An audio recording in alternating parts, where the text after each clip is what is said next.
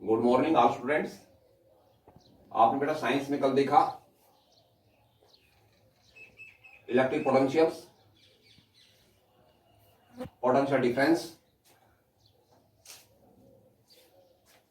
Potential difference था difference in the electric potentials between two points.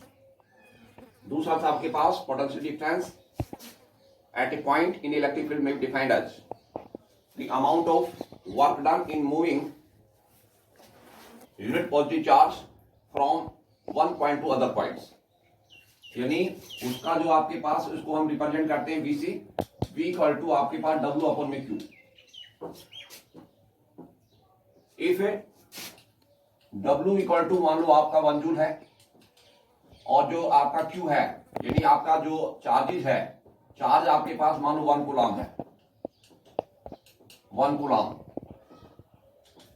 तो आपके पास पोटेंशियल डिफरेंस होगा आपके पास 1 जूल अपॉन में 1 coulomb equal to 1 volt potential difference. यानी पोटेंशियल डिफरेंस यानी 1 जूल पोटेंशियल डिफरेंस को हम एक्सप्लेन करते थे। Potential difference is said to be a 1 volt when 1 joule work is done in moving unit positive charge यानी 1 coulomb charge moving from 1 point to other point. यदि आपके पास किसी चालक के सिरों के बीच 1 जूल कार्य होता है, यदि उस चालक के सिरों के बीच 1 कूलम आवेश प्रभावित होता है तो उसको हम बोलते हैं 1 वोल्ट पोटेंशियल डिफरेंस, यानी 1 वोल्ट विभवांतर। हम एक्सप्लेन करें आपके पास जैसे एक होता है बेटा आपका वोल्ट मीटर। वोल्ट मीटर क्या है? N instrument which measure the potential difference, यानी विभवांतर को मापने के लिए जिस यंत्र का प्रयोग किया जाता है उसको बोलते हैं बेटा आपका volt meter. Volt meter is always connected in the parallel in the circuit, यानी जो आपके पास जो वोल्ट मीटर है उसको जो सर्किट है ना उसको हम सर्किट के अंदर हमेशा समानांतर रूप से जोड़ा जाता है, समानांतर क्रम में जोड़ा जाता है। दूसरा हम बात करते हैं एमीटर की। Ammeter is an instrument which measure the electric current, यानी विद्युत धारा को मापने के लिए जिस उपकरण का प्रयोग किया जाता है उसको हम बोलते हैं एमीटर। एमीटर है is always connected in the series, यानी जो आपके पास एमीटर है उसको श्रेणी क्रम में जोड़ा जाता है। तो ये हो गया आपका एमीटर वोल्ट मीटर। उसके बाद आता है आपका रेजिस्टेंस।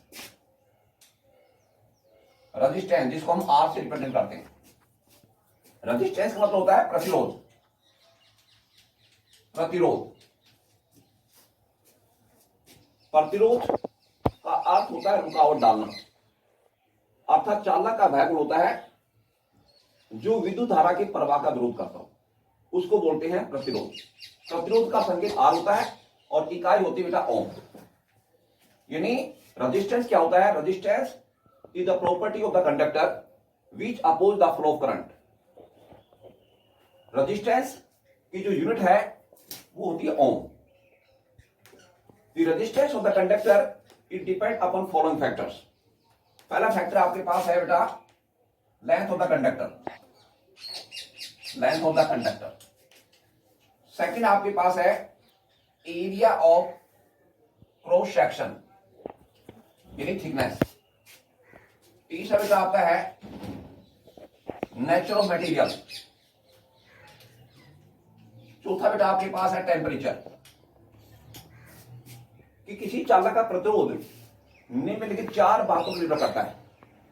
पहली बात होगी चालक का प्रतिरोध उसकी लंबाई के समानुपाती होता है।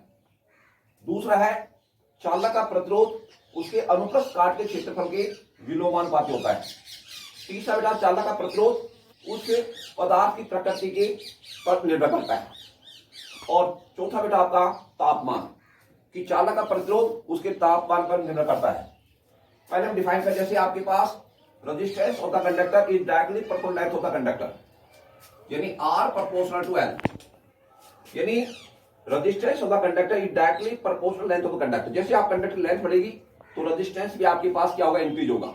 यदि कंडक्टर की लेंथ आपकी डिक्रीज होगी तो रेजिस्टेंस भी डिक्रीज होगा आपका। यानी चालक का प्रतिरोध उसकी लंबाई की समानुपाती होता है।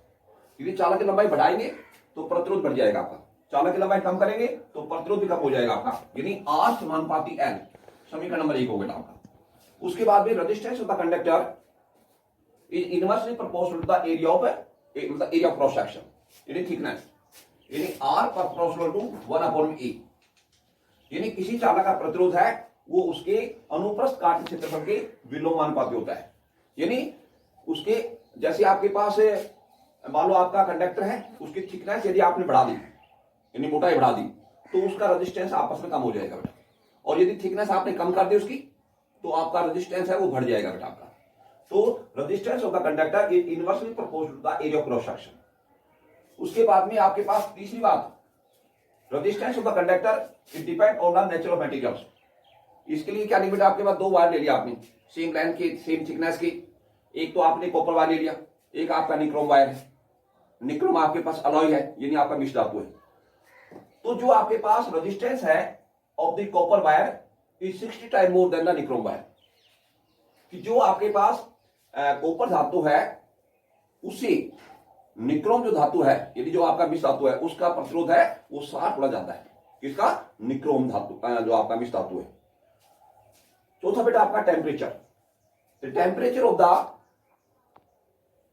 Pure metals is increased to increase the temperature, and resistance of the pure metal is decrease the temperature। यानी जो आपके पास शुद्ध धातु हैं उनका प्रतिरोध घट जाता है यदि उनको हम ठंडा करेंगे तो, और उनका रेजिस्टेंस बढ़ जाएगा यदि उनको गर्म करेंगे तो।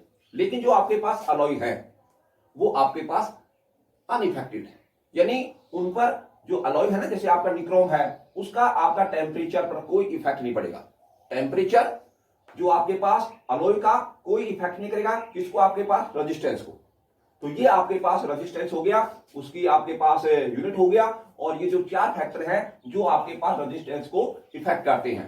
पहला आपके पास लेंथ ऑफ द कंडक्टर है, दूसरा आपका एरिया ऑफ क्रॉस सेक्शन है, तीसरा नेचर ऑफ मटेरियल है, चौथा आपका टेम्परेचर है। यानी आपका चालक का प्रतिरोध है वो निम्नलिखित चार बातों पर निर्भर करता है। एक तो चालक की लंबाई के समानुपाती होता है, दूसरा अनुप्रस्थ काट के क्षेत्रफल के विलोमानुपाती होता है, तीसरा आपका पदार्थ की प्रकृति पर निर्भर करता है, और चौथा आपके पास तापमान पर निर्भर करता है।